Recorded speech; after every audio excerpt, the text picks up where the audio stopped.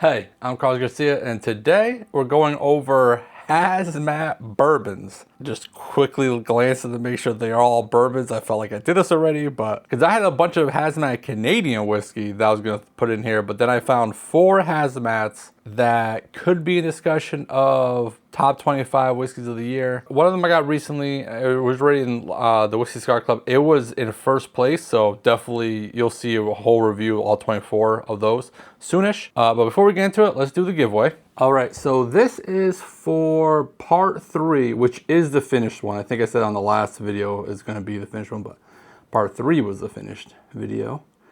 And Frank Popo, previous winner, which there's not too many repeat winners anymore, guys. So, but anyways, congratulations.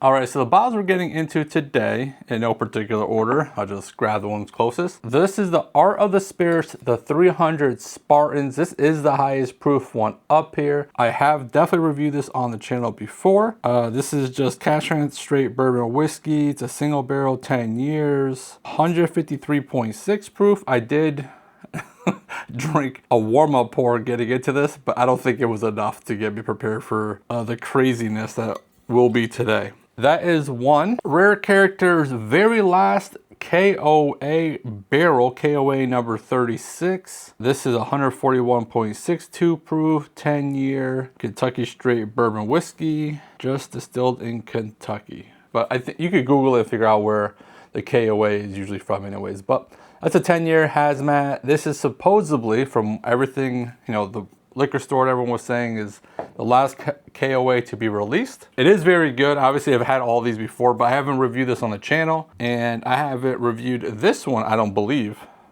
on the channel either.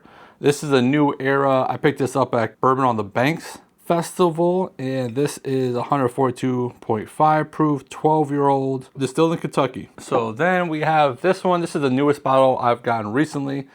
This is the one I was just saying that won my most recent Whiskey Cigar Club. This is a cool tater sticker, and Universal's a local liquor store. They do great stickers. Their Nulu rye last year was fantastic. It won, I think, my rye of the year last year, actually. So this is HazBerry Blast, 13-year, 9-month, 140.2 proof. Also distilled in Kentucky. Barrel MJ-8-840. Anyways, these are the 4 bottles we're getting into today, so let's see if any of them are worthy to enter my top 25 list. And this is basically the last one. So Friday's video is going to be not part of this series, so this is probably most likely going to be the last of this series. Friday's video is going to be a rye video, but it's a rye that I think a lot of you guys are interested in. But I'm going to compare it to things you can find, but that'll be Friday's video. So let's get into today's. All right, let's get into the nose on A. Okay, so A is pretty light nose, oak, red fruit, marshmallow, vanilla. Nothing wrong with it.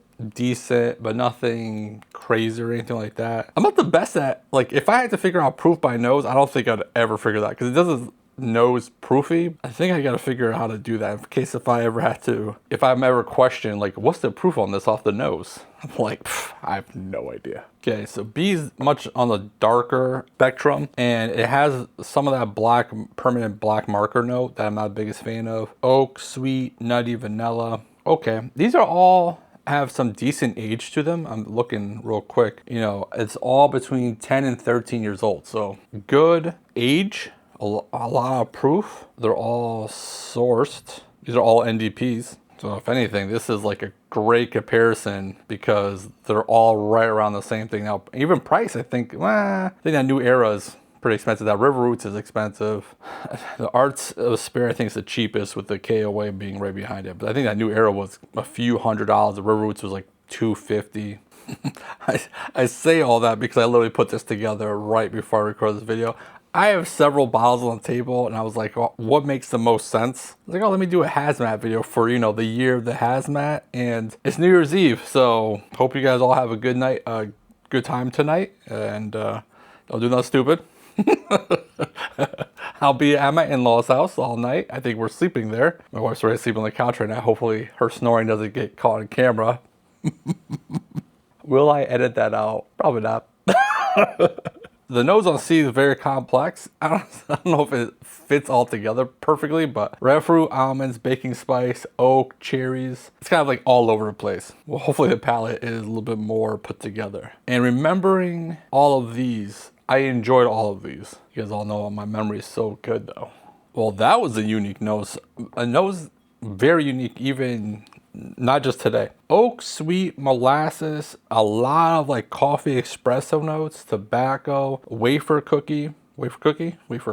I was debating on what to write here. I think it's wafer cookies, but a lot of coffee espresso influence on the nose there. But let's get into the palates, where I'm going to burn my palate real quick.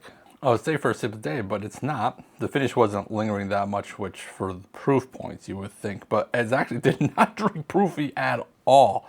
Oh man, that's good. That's good for me, I guess. Strawberry, a lot of strawberry, oak, vanilla, red Jolly Rancher, nutty. On the finish, oak, nutty, sweet, vanilla. Very good. Lingering a banana note, like a banana and chocolate note, which love that. Second sip, it's very good. So I got raspberries on the palate this time, red fruit on the finish. I know a lot of people say like the Kentucky hug and they feel it like here. Usually I feel the proof on my tongue, and that time I got a little bit more proof spice on my tongue. We'll see if I get the Kentucky hug today after 4 HazMat bottles. One more sip. Yeah, A is very good. It's sweet, a lot of good sweet notes, and a lot of oak to balance it. The proof is obviously gives it some spice, but it doesn't drink that proofy. No way would I think this is a HazMat bottle. Yeah, okay, I really like A. So let's go to B. All right, so that first sip wasn't my favorite. I'm not gonna lie to you. It was oaky, very, very drying on the tongue. Yeah, really drying. A little bit of black marker note, so nothing too good about it. On the finish, oak, marker. I did get some savory meat note, like a smoked ham, which I'll take that all day. But hopefully that's just the first sip thing. Calm down. And we'll see how the second sip goes. All right, second sip. Look, I got a little bit more slight red fruit on the palate, but it still remains very drying and okay. Finish, astringent oak was the only thing new I wrote. So overall, it's not terrible. But again, knowing the pricing, even the cheapest bottle in here, it's definitely not my favorite. Like A was superior, way better, a much superior pour than B. Wow, HazMat's getting to me, guys. All right, so didn't change too much. I did write nutty on the finish. I underlined drying on the palate. It is very drying. That's the biggest takeaway from B, is that's oaky and drying. All right, let's go to C. Well, that was very interesting. I don't know if it's coming off of B or what, but I wrote no. I didn't think I would ever write red fruit, sweet, rice, question mark, grainy, question mark, woody. It literally tasted like rice, like white rice. Don't ask me. I don't know. On the finish, sweet, vanilla, hazelnut, woody. This is why I do multiple sips of every single pour, because that is a craziness. Second sip. So this is also the one on the nose. I said it was kind of like all over the place, and I hope it wasn't like that on the palate. It's kind of like that on the palate.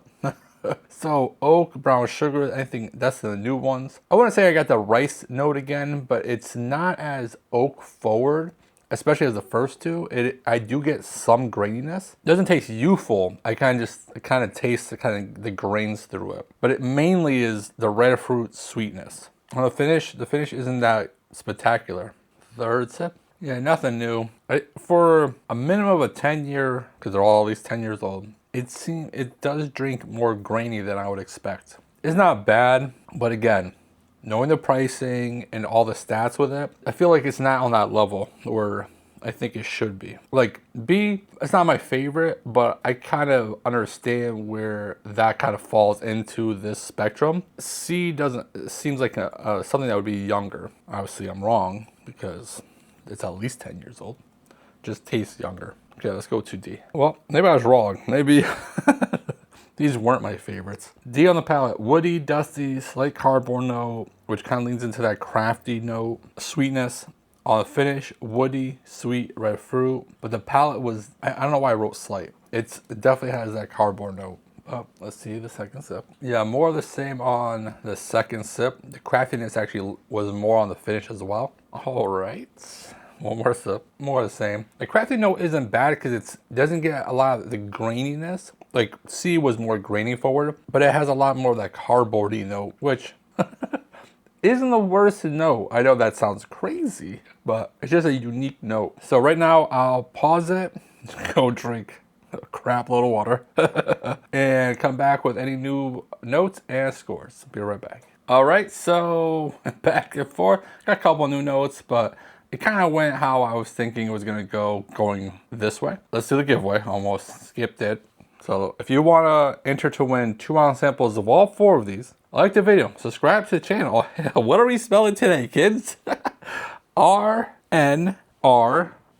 R-N-R-A. Rinra. Make sure it's capital letters. All right, so let's get into last place, which was the New Era. And man, it was just way too drying on the tongue and oaky for me. Sorry, and that is by far, I think, the most expensive. By far, I think that makes sense. The most expensive one up here, and so that's unfortunate. Then we go into third place, which is the Arts of the Spirits, the 300 Spartans bottle, and that's more just because of the crafty note. So I came in third with a 3. I scored the New Era 2.75, which is not the best score. And then it went to second place, which I expected a lot more from, is the Connecticut Pizza KOA bottle. And I scored a 3.25. I got a little bit more nightness on the finish. And my clear favorite today, and I got even better notes on the palate when I went back to this, you know, Purple Jolly Rancher, strawberry, oh, Starburst, because I was just getting all like the hard candies and stuff like that. It was just delicious. So this is a great bottle. Scored that a 4, and you know, I don't want to throw this liquor store underneath the bus, but not all his picks are amazing. So some of his picks aren't my favorite, but it happens, right? But like this is excellent, and his Nulu Rye HAZMAT from last year was like my favorite rye last year. So that's why I keep buying them, because he just he'll throw one out there that's just like just so good. So anyway, so that was a great pick. So obviously, you know, 3 of these are actually picks. So this is a pick too by Patriot Liquor, but that's not a local store to me. I'm sure Josh sent that to me. Will picks go into my top 25? Yes. Yes, if I have a bottle of it and it came out this year, it's eligible. So this has a strong chance of actually making it, because it scored a 4 today, and it did win my Whiskey Cigar Club the other day, so it probably had a good score that day too. So we'll see. I'm not 100% sure, but I still got to do a lot of math, and that's what I'll be doing the next couple weeks. So what will end up happening, just because I know by now a lot of you guys are gone by now. People that care about the channel, I guess, might still be here. So let me tell you what's going on in the next few videos. So Friday, I'll actually give you what it is. I got a Jack Daniel's Tenured Hill. So Friday's video, my plan, I haven't recorded it yet, obviously.